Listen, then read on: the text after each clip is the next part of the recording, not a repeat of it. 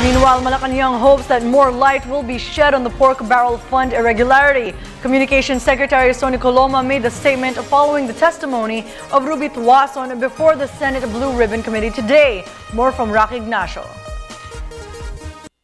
Malacanang hopes that the testimony of Ruby Tuason would unearth vital information to identify people behind the misuse of PDAF.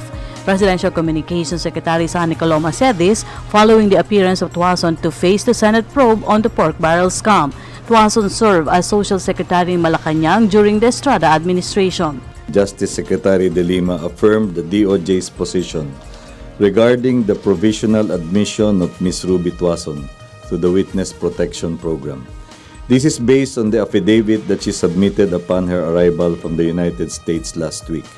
We note that her testimony amplified the information stated in her affidavit.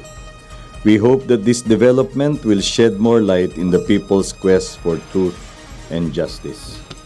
Coloma reiterated that it is not for the executive to evaluate the credibility of the testimony of Tuason in the Senate hearing. The Office of the Ombudsman will decide if Tuason is fit as a state witness, but Malacanang welcomes any steps to protect public funds. Tulad ng ating mga mamayan, hangad natin na matuklasan ang buong katotohanan at matamo ang katarungan sa umunoy maling paggamit ng pera ng bayan.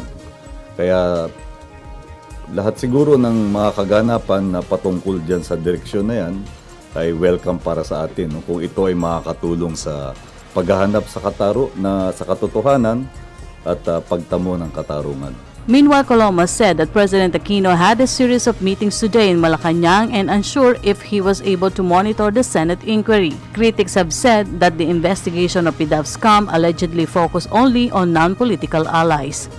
Katulad ng ating sinasabi dito sa ating mga talakayan, wala naman tayong sinisingle out o pinopokus ng mga individual dahil ang pananaw ng ating Pangulo, tambatayang prinsipyo natin dito, let the evidence point to the direction of the inquiry. For the People's Television, Rocky Ignacio.